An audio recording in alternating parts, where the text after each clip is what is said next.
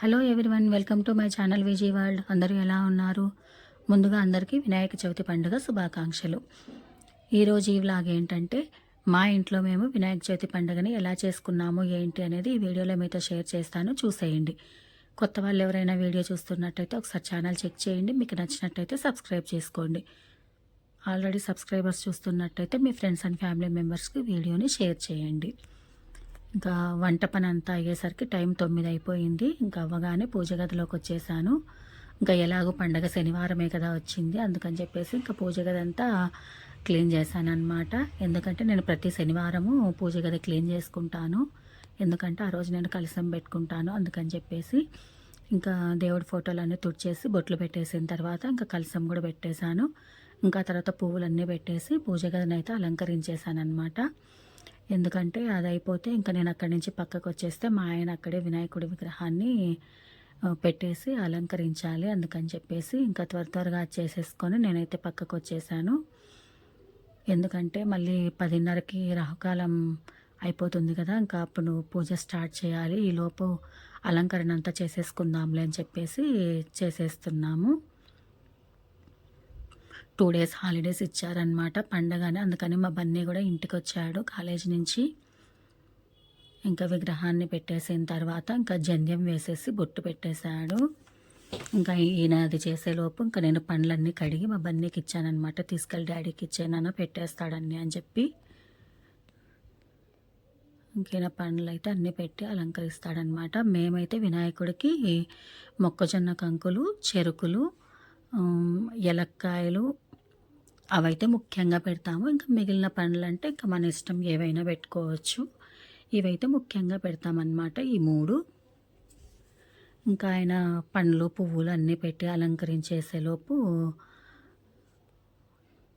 ఇంకా దేవుడికి నైవేద్యంగా వండినవన్నీ ఉంటాయి కదా, అవన్నీ మేము విస్తరాకుల్లో పెట్టి పెడతామన్నమాట నైవేద్యము. మేమైతే పల్లెం అంటాం దాన్ని, దేవుడికి పెట్టే నైవేద్యాన్ని.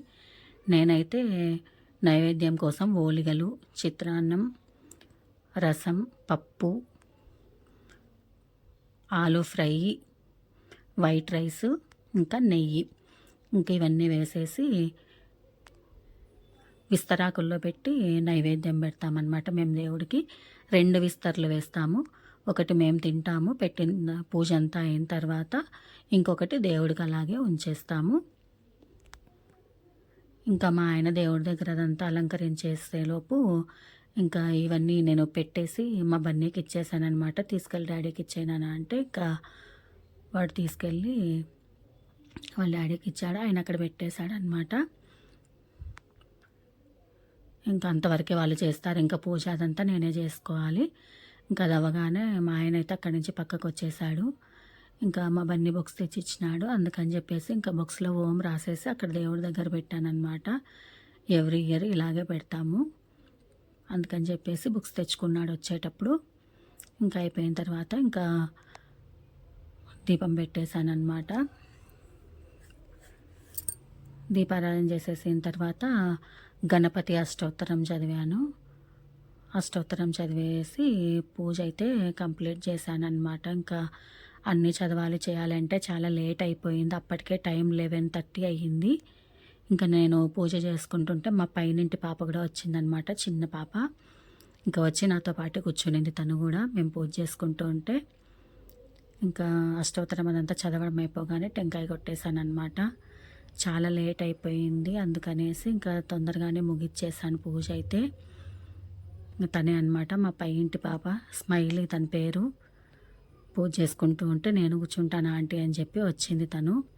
ఇంకా అవ్వగానే మా బన్నీ కూడా దండం పెట్టేసుకున్నాడు. ఇంకా తర్వాత గుంజీలు తీశాడు 9.